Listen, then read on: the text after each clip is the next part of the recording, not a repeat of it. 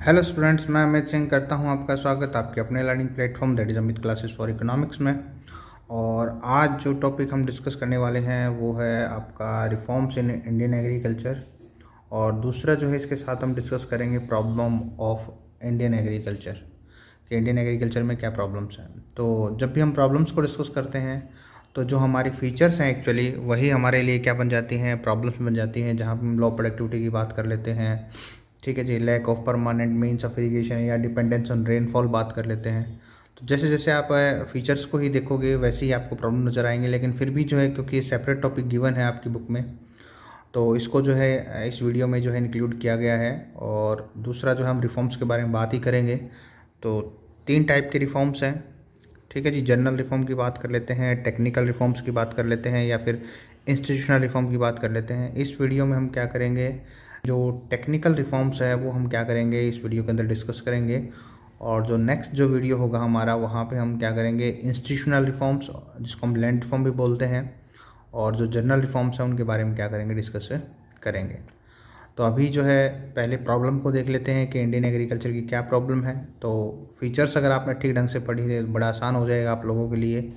और जो पहला जो है वो यही है कि lake of permanent means of irrigation, कि जो इरिगेशन की फैसिलिटी जो है वो अभी भी डेवलप नहीं हुई है। आज भी जो है इंडियन एग्रीकल्चर वो किस पे डिपेंड करता है, रेन फॉल पे डिपेंड करता है। दैट इज़ आवर प्रॉब्लम, ठीक है जी। काफ़ी इन्वेस्टमेंट करने के बाद भी जो है ये रह गया पेंडिंग। और अब धीरे धीरे जो है गवर्नमेंट जो है WTO की जो प्रेशर्स हैं उसके अकॉर्डिंग एग्रीकल्चर में जो इन्वेस्टमेंट की बात करते हैं वो कम होने लगे हैं। तो इन नियर फ्यूचर जो है कुछ जो फार्मर्स हैं उनके ऊपर ही बर्डन आ जाता है कि वो किस तरह की स्ट्रेटजी फॉलो करते हैं, और उसी के हिसाब से जो है एक किस्म से परमानेंट जो मीन्स हैं वो तैयार होंगे। हाँ, गवर्नमेंट क्या कर सकती है, कुछ टेक्निकल इम्प्रूवमेंट्स कर सकती है। जैसे ड्रिप इरिगेशन फैसिलिटी जो है वो डेवलप की थी कि अगर फार्मर चाहे तो उसको एक्सेप्ट कर सकते हैं, या एक सिस्टम आया है जिसको बोलते हैं हाइड्रोपोनिक एग्रीकल्चर सिस्टम। उसमें जो है वाटर की रिक्वायरमेंट जो है वो क्या है, कम है, ठीक है जी। तो इस तरीके से क्या किया जा सकता है, मेथड्स को चूज़ करके जो डिफरेंट हैं ये इरिगेशन की जो दिक्कतें हैं, परेशानियां हैं, उनको दूर किया जा सकता है। लेकिन इट विल टेक टाइम। अभी हम जो है नेक्स्ट प्रॉब्लम जो है वो क्या कर लेंगे, डिस्कस कर लेते हैं। नेक्स्ट प्रॉब्लम की बात करते हैं तो आती है जो सबसे इम्पोर्टेंट आती है डेफिशिएंसी ऑफ फाइनेंस। मतलब आप एग्रीकल्चर में फाइनेंस की बात करेंगे तो नहीं है। अगर आप जो रियल लाइफ एग्जांपल्स की बात करते हैं तो आपको इंडस्ट्रीज़ में जो आपको ज़्यादा फाइनेंस की फैसिलिटी या लोन वगैरह जो है अवेलेबल होता है। इवन यहाँ तक कि करोड़ों रुपए जो है लोग लोन के रूप में लेके भाग भी जाते हैं। जैसे विजय माल्या का एग्जाम्पल ले लें, नीरव मोदी का एग्जाम्पल ले लें। तो there are lots of persons जिन्होंने जो है इस तरह के जो है डिफ़ॉल्ट क्रिएट किए हैं बैंकिंग सिस्टम के अंदर या जो फाइनेंशियल जो सिस्टम है वहाँ पे। लेकिन फिर भी इंडस्ट्री के लिए जो है वो लोन वगैरह ज़्यादा अवेलेबल है। एग्रीकल्चर के लिए ऐसा नहीं है। और इसके लिए जो फार्मर्स हैं वो किस पे डिपेंड करते हैं, जो मनी लेंडर्स हैं जिसको हम महाजन वगैरह बोल देते हैं, उनके ऊपर डिपेंड होते हैं। और वो एक किस्म से इनफॉर्मल सोर्स है जिसकी वजह से उन पे रेट ऑफ इंटरेस्ट या जो जो बोरोइंग की कॉस्ट है उनकी वो बहुत ज़्यादा हो जाती है। और फिर जो है उनके पास जो है प्रॉफिट वगैरह कुछ बचता ही नहीं है, और एक जो है डेब्ट का जो सर्कल जो है वो चलता रहता है।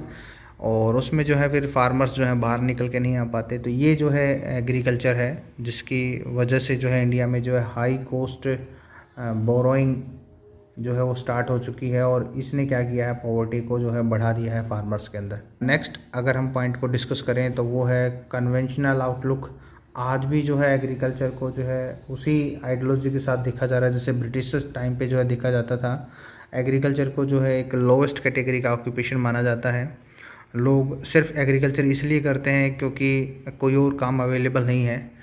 टेक्नोलॉजी की बात करें, फार्म मैनेजमेंट प्रैक्टिसेस की बात करें, तो वो चीज़ें बहुत दूर की बात हैं। लोग जो है वो यूज़ नहीं कर पाए हैं, ना उनको यूज़ करना चाहते हैं, जिसकी वजह से जो है जो कन्वेंशनल विजडम है जैसा लोग पहले से करते आ रहे थे, न्यू चीज़ को एक्सेप्ट करने के मूड में नहीं है, जिसकी वजह से हमारी एग्रीकल्चर की प्रोडक्टिविटी जो है काफ़ी लो है वेस्टर्न कंट्रीज़ के मुकाबले। और इसी वजह से जो है जो लोग जो है वो प्रॉफिट्स वगैरह जो है जो इंडियन फार्मर्स की अगर हम बात करें वो अर्न नहीं कर पा रहे हैं। नेक्स्ट अगर हम पॉइंट डिस्कस करते हैं तो वो है हमारा स्मॉल एंड स्कैटर्ड होल्डिंग। तो ये फीचर्स में भी आया था कि ज़मीन का साइज छोटा है और मार्जिनल फार्मर्स की बात करें तो ज़मीन ऐसी है कि वो एग्रीकल्चर के लिए सूटेबल ही नहीं है, वहाँ पे एग्रीकल्चर नहीं हो सकता। फिफ्थ जो कॉन्सेप्ट है उसको डिस्कस करें तो भी जो है ये फीचर्स में आ चुका है, और ये है एक्सप्लॉयटेटिव एग्रेरियन रिलेशंस। मतलब जो ज़मीन है वो अभी भी जो है लैंडलॉर्ड्स कॉन्टैक्ट पे देते हैं, एब्सेंट लैंडलॉर्ड सिस्टम है इकोनॉमी के अंदर, और 50% से ज़्यादा जो क्रॉप प्रोड्यूस है वो रेंट में चला जाता है। तो फार्मर्स के पास जो है या जो टीलर्स हैं उनके पास जो है सरप्लस नहीं है इन्वेस्ट करने के लिए, जो वो एज ए बिजनेसमैन जो है वो दुनिया के सामने आए। तो ये प्रॉब्लम है, ये फीचर्स में भी जो है क्या होता है, इंक्लूड होता है। और नेक्स्ट जो है इसके अलावा जो है सिक्स्थ की हम बात करते हैं, जो प्रॉब्लम है वो है lack of organised marketing system. कि जो मार्केटिंग तो बिल्कुल ही नहीं है। मतलब हमारे फार्मर्स अगर चीज़ें प्रोड्यूस भी कर लें तो उनको जो है बेचने की जो स्किल है वो नहीं आती है, और इसी वजह से जो है फार्मर्स को जो मिलता है प्राइस उनके एग्रीकल्चर प्रोडक्ट के मुकाबले, वो आप ये मान के चले बहुत कम मिलता है। कि अगर जैसे मान लेते हैं कस्टमर के पास अगर कोई चीज़ जो है वो 100 रुपये में पहुंचती है तो फार्मर्स को जो है ये 20 रुपये में ही सेल करनी पड़ जाती है। मतलब 20% या इससे कम जो है जो टोटल जो वैल्यू क्रिएट होती है एग्रीकल्चर प्रोडक्ट की मार्केट के अंदर फाइनल, तो उसका सिर्फ 20% ही जो है फार्मर्स को मिलता है। तो हम कहेंगे बड़ा ही कम मिलता है, इनको अपने प्रोडक्ट बेचने नहीं आते। ठीक है जी। अगर हम व्हीट की बात करें, अगर जो बड़ी जो इंटरनेशनल ब्रांड्स हैं जो एक किस्म से आटा वगैरह जो है बेचते हैं, वो वहाँ पे जो है जो पर केजी व्हीट है वो आपको 35 से जो है 50 रुपये तक जो आपको क्या मिलेगा, रेट मिलेगा पर केजी। जबकि फार्मर्स इसको क्या करते हैं, सिर्फ 19 रुपये या 20 रुपये में क्या करते हैं, पर केजी बेच देते हैं। तो जो 15 रुपये का जो मार्जिन है, जो बीच में जो मीडिएटर है जिन्होंने अर्न किया, वो फार्मर्स अर्न कर सकते थे। अगर इनको मार्केटिंग स्किल आती तो शायद जो है एग्रीकल्चर का जो है कंडीशंस कुछ और होती। सेम जो है वेजिटेबल्स के अंदर है, जहाँ फार्मर्स जो है वो सब्जियों को 5 रुपये पर केजी के हिसाब से बेचते हैं, वहीं कंज्यूमर तक पहुँचते पहुँचते ये 40 रुपये पर केजी जो है रेट आ जाता है। तो ये जो डिफरेंस है जो आया है, ये फार्मर्स कभी ले ही नहीं पाए, और वो इसलिए क्योंकि उनको मार्केटिंग नहीं आता, अपने प्रोडक्ट को जो है बेचना नहीं आता, ग्रेडिंग करना नहीं आता, उनको मार्केट की कंडीशंस का अनुमान नहीं है कि कब किस चीज़ को जो है मार्केट में बेचना है, कब किस चीज़ को स्टोर करना है, स्टोरेज कैपेसिटी नहीं है उनके पास। तो ऐसी चीज़ें जो है इंडियन एग्रीकल्चर को जो है एक लो प्रॉफिटेबल जो है बिज़नेस उन्होंने बना दिया है, कि जहाँ पे प्रॉफिट क्या है, कम से कम है।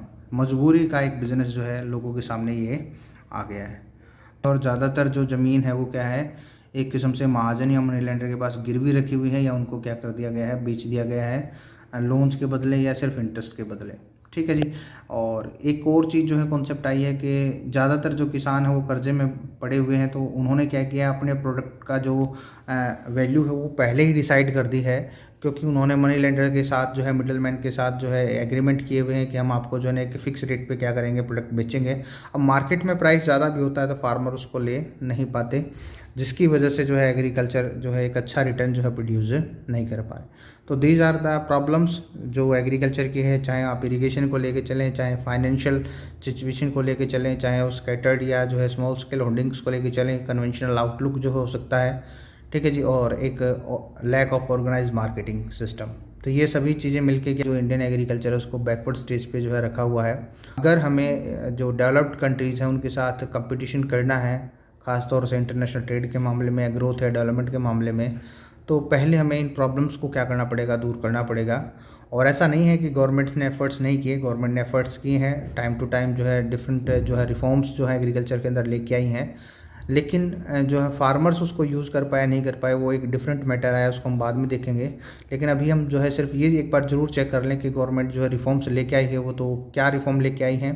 कि 3 तरह के रिफॉर्म्स जो है गवर्नमेंट ने जो है इंट्रोड्यूस किए इंडिया के अंदर एग्रीकल्चर प्रोडक्टिविटी को बढ़ाने के लिए, जिसमें सबसे पहला आ गया टेक्निकल रिफॉर्म, दूसरा आ गया है लैंड रिफॉर्म, और तीसरा आ गया है जनरल रिफॉर्म्स।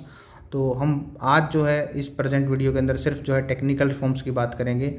ठीक है जी। क्या क्या जो है टेक्निकल रिफॉर्म्स किए हैं, तो जो सबसे पहला जो अगर हम बात करते हैं तो वो बात करते हैं यूज़ ऑफ HYV सीड्स, जिसको हम हाई यील्डिंग वेराइटी सीड्स बोलते हैं। इनकी प्रोडक्टिविटी जो हमारा जो नॉर्मल जो सीड्स होते हैं उनसे क्या है, मतलब 5 से 7 गुना जो है ज़्यादा प्रोडक्टिविटी है। और 1965 में जो है इनको यूज़ किया गया था। एक्चुअली इनको स्टार्टिंग में इंपोर्ट किया गया, और आज भी जो है जो MNCs से हम क्या करते हैं, ये जो है सीड्स वगैरह परचेज़ करते हैं, वीट, बाजरा, राइस, मेज़, ज्वार और जो कॉटन है उसमें इन सीड्स को क्या किया गया, यूज़ किया गया। और इसी की वजह से जो हमारी प्रोडक्टिविटी बढ़ी। जो पहले हम जो है 6-7 क्विंटल ही आउटपुट ले पाते थे 1 हेक्टेयर में, अब वो 30 क्विंटल तक हम ले पाते हैं, तो only because of HYV seeds. ठीक है जी। और 2016-17 की बात करें, 16-17 की बात करें तो लगभग 6 लाख क्विंटल जो है सर्टिफाइड सीड्स क्या किए गए थे, किसानों को डिस्ट्रीब्यूट किए गए थे। डिस्ट्रीब्यूशन तो अलग बोला जाता है, मतलब सेल ही किए गए थे।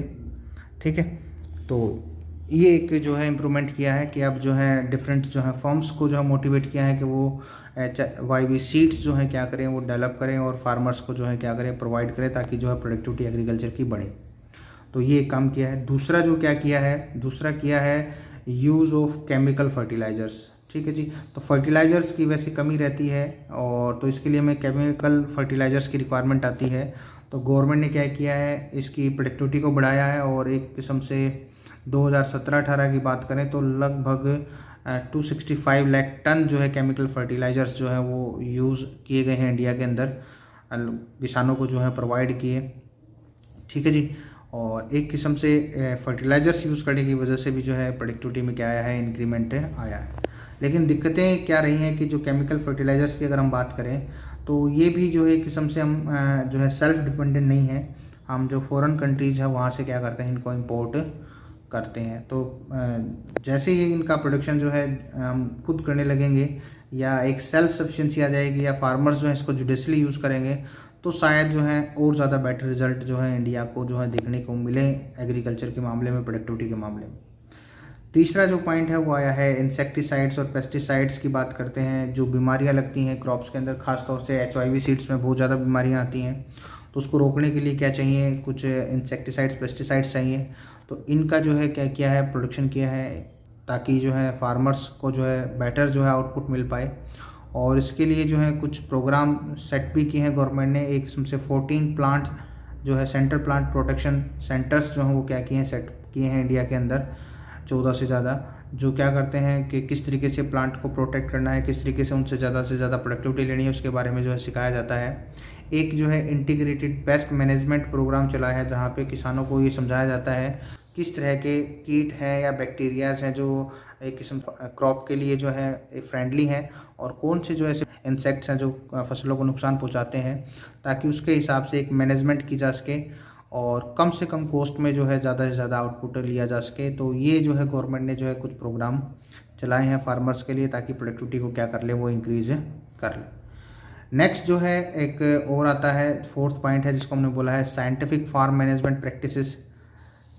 ठीक है जी। तो साइंटिफिक फार्म मैनेजमेंट प्रैक्टिसेस क्या है कि क्योंकि हमारा जो होल्डिंग साइज़ वो है जो है बड़ा कम है, कम जगह पे हमें क्या करना पड़ता है, फार्मिंग करना पड़ता है। तो अगर हम ये scientific farm management practices use करते हैं तो मिनिमम स्पेस पे हम मैक्सिमम आउटपुट जो है वो लिया जा सकता है। किस तरीके से जो है चीज़ों को प्रोड्यूस किया जाएगा, मैनेज किया जाएगा। ठीक है जी। कैसे जो है क्रॉप डाइवर्सिटी को यूज़ किया जाएगा, सॉइल को कैसे जो है प्रिपेयर किया जाएगा, रोटेशन ऑफ क्रॉप क्या होगा, सीड्स को सिलेक्ट कैसे करेंगे। ठीक है जी। फर्टिलाइज़र्स को किस तरीके से यूज़ करना है, कौन से फर्टिलाइज़र्स को यूज़ करना है। इंटेंसिव एग्रीकल्चर एरिया प्रोग्राम जो है वो इंट्रोड्यूस किया गया कि भाई एक ही जगह पे एक से ज़्यादा फसलें जो है क्या की जा सकती हैं, प्रोड्यूस की जा सकती हैं, या एक साल में एक से ज़्यादा जो है फसलें जो हैं प्रोड्यूस की जा सकती हैं, तो उसको कैसे किया जाएगा। तो कुछ इस तरीके की जो है काम गवर्नमेंट ने जो है शुरू की और फार्मर्स को सिखाया, ताकि प्रोडक्टिविटी बढ़े एग्रीकल्चर की। 23 से ज़्यादा जो है एग्रीकल्चर यूनिवर्सिटी जो है इस मामले में एंगेज कर दी या एस्टेब्लिश किया है। तो हरियाणा की अगर हम बात करें, चौधरी चरण सिंह विश्वविद्यालय जो यूनिवर्सिटी है वो भी जो है एग्रीकल्चर से रिलेटेड है। तो ये कुछ एफर्ट्स किए गए हैं ताकि जो है एग्रीकल्चर में इम्प्रूवमेंट आए, एग्रीकल्चर की प्रोडक्टिविटी बढ़े। नेक्स्ट अगर हम बात करेंगे तो मैकेनाइज्ड मीन्स ऑफ कल्टीवेशन की बात करते हैं। तो गवर्नमेंट ने क्या किया है, फॉरेन कंट्रीज से जो है काफ़ी जो है मशीनें खरीदी हैं, जिससे मैनुअल वर्क जो है वो कम हो, कम से कम टाइम पे ज़्यादा से ज़्यादा काम किया जा सके। ठीक है जी। और जो कॉस्ट है वो क्या है, कम से कम आए। क्रेडिट फैसिलिटीज़ जो हैं वो क्या की हैं, फार्मर्स को प्रोवाइड करने की कोशिश की है, और वो की है थ्रू कोऑपरेटिव सोसाइटीज़ के। जो छोटे किसान जो है, मार्जिनल जो फार्मर्स हैं, वो क्या करें, वो सोसाइटीज़ बनाए, और सोसाइटी बना के अपनी जो फाइनेंस की जो नीड्स हैं उसको क्या कर लें, वो पूरा कर लें। गवर्नमेंट ने क्या किया है, कुछ बैंक हैं, रीजनल रूरल बैंक बात कर लेते हैं, कमर्शियल बैंक्स बात कर लेते हैं, एग्रो इंडस्ट्रीज कॉरपोरेशंस की बात कर लेते हैं। ये इस तरीके से सेट किए हैं कि फार्मर्स की जो फाइनेंस की और जो मशीनों की जो रिक्वायरमेंट है वो क्या हो जाए, पूरी हो जाए, और एग्रीकल्चर को क्या मिले, बेस्ट जो है रिटर्न्स जो है अवेलेबल हो वहाँ से। तो इस तरीके का जो है काम किया गया है। तो आप टेक्निकल रिफॉर्म्स को एक बार दोबारा से लिस्ट आउट करें तो फिर किया जा सकता है। सबसे पहला HYV सीड्स जो है उनको बढ़ाया गया, इंसेक्टिसाइड्स और पेस्टिसाइड्स हैं उनके जुडिशियल यूज़ पर फोकस किया गया, कुछ प्लांट प्रोटेक्शन सेंटर जो हैं डेवलप किए हैं 14 से ज़्यादा, और साइंटिफिक फार्म मैनेजमेंट की जो है प्रैक्टिस स्टार्ट की है। यूनिवर्सिटीज़ को जो है रिस्पॉन्सिबिलिटी दी है कि वो फार्मर्स को जो है इस तरह की जो है प्रैक्टिस जो है वो क्या करें, सिखाएं, और मैकेनाइज्ड मीन्स जो है कल्टीवेशन के लिए उनको इंपोर्ट किया है। और यहाँ तक कि जो डोमेस्टिक इंडस्ट्रीज़ हैं उनको भी क्या किया है, प्रमोट किया है कि वो इस तरह की जो है मशीनें जो एग्रीकल्चर में यूज़ हो सकती हैं, जो कॉस्ट को कम कर दें, मैनुअल वर्क को कम कर दें, वो प्रोड्यूस करें, ताकि फार्मर्स जो हैं वो एग्रीकल्चर बड़े आसानी से कर पाएँ। तो ये जो है वीडियो का लास्ट टॉपिक था हमारा। Thank you.